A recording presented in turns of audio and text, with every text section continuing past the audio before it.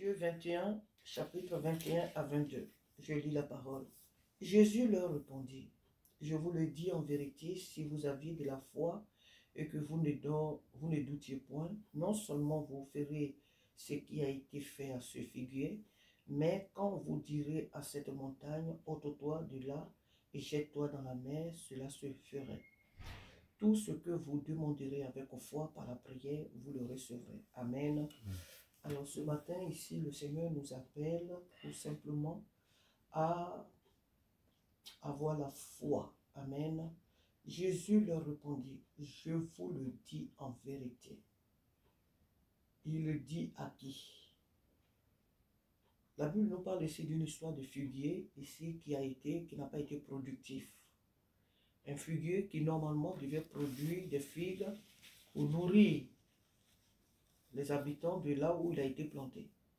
Mais malheureusement, ce figuier n'a pas été productif, ou il n'a pas donné ses fruits en la saison qu'il fallait. Et Jésus est arrivé auprès de ce figuier, ayant vu les résultats qu'il a produits. Jésus a maudit le figuier et aussitôt la Bible dit que le figuier a séché. En un clin d'œil, il a séché. Et cela a étonné vraiment les disciples qui étaient avec lui. Quand on lit à partir du verset 18, donc les disciples ont été stupéfaits de voir ce qui venait de se passer sous leurs yeux. Et Jésus va leur dire, je vous le dis en vérité, si vous aviez de la foi et que vous ne doutez point, non seulement vous ferez ce qui vient d'être fait à ce figuier, mais quand vous direz à cette montagne, ôte-toi de là et jette-toi dans la mer, cela se ferait. Donc, ici, le Seigneur nous appelle ce matin à savoir que c'est vrai que des miracles se font, des prodiges se font, mais chacun de nous est amené à faire des miracles en son nom. Chacun de nous est amené à faire des prodiges en son nom. Mais les miracles que nous pouvons faire ne sont pas des miracles que nous pouvons voir comme ça, que les gens font, je ne sais pas. Non, cela se ferait par la foi.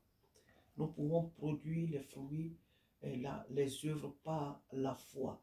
Et il parle non seulement du figuier, mais il dit, nous dirons à cette montagne de sauter de devant nous et de se jeter dans la mer.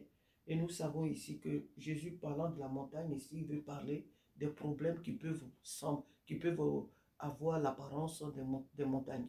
Des problèmes qui peuvent être pour nous des problèmes vraiment très compliqués, très difficiles. Et Jésus dit, peu importe la hauteur du problème que nous pouvons avoir, peu importe la largeur, la profondeur du problème, nous avons le pouvoir de surmonter, de vaincre ces problèmes-là. Nous n'avons pas à avoir peur des situations que nous pouvons rencontrer. Nous n'avons pas à avoir peur des attaques. Nous n'avons pas à avoir peur de telle ou de telle situation. Nous avons la solution par la foi. Nous avons la solution de tous les problèmes sur cette terre qui peuvent surgir dans notre vie par la foi, c'est-à-dire la foi en lui, Jésus-Christ. Nous pouvons tout surmonter, nous pouvons triompher de toutes les épreuves. Et il dit encore, nous pouvons dire à cette montagne, ôte-toi de là et jette-toi dans la mer et cela se ferait. Tout ce que vous demanderez avec foi dans la prière, vous le recevrez.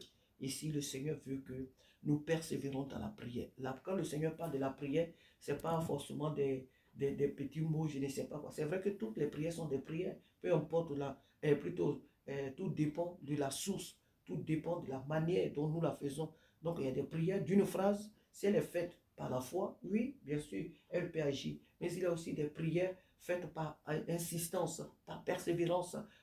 Et ces prières-là peuvent vous prendre peut-être même du temps. Peut-être une prière d'une semaine, une prière d'une journée entière, une prière d'un mois, d'une année. Nous devons persévérer parce qu'il y a beaucoup de situations autour de nous dans nos vies qui nécessitent des temps vraiment de prière. Et tout ce que nous demanderons, dit le Seigneur. Mais nous, là, quand Dieu nous dit de demander, si ce n'est pas l'argent, si ce n'est pas le travail, on peut jeûner, prier pour la conversion d'une âme. On peut prier, jeûner pour la conversion d'une nation. On peut jeûner, prier pour la conversion d'une famille.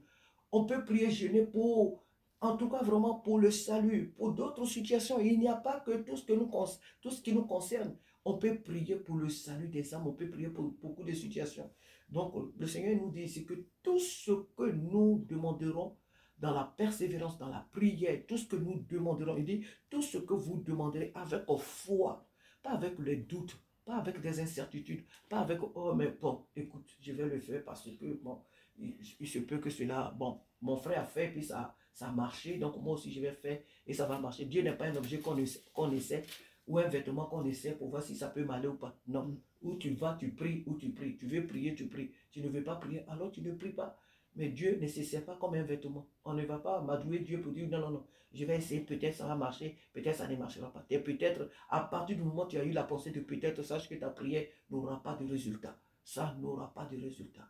Et nous avons vu à travers la Bible des personnes qui ont eu la foi, une foi vraiment audacieuse, et le Seigneur se manifestait. Dieu nous appelle ce matin à être des chrétiens audacieux, à être des chrétiens qui prient avec conviction, à être des chrétiens qui savent que cette situation, peu importe ce qu'elle est, je sais que le Seigneur Jésus a la solution. Je sais que mon Rédempteur va agir. Je sais que dans cette situation, Dieu va agir. Peu importe ce qu'elle me montre, la situation, la face de cette situation que je vois. Peu importe la situation, peu importe ce que je suis en train de voir. Je sais que mon Créateur a la solution de ce problème. Donc moi, je vais à ses pieds et je vais prier. Je sais qu'il va agir.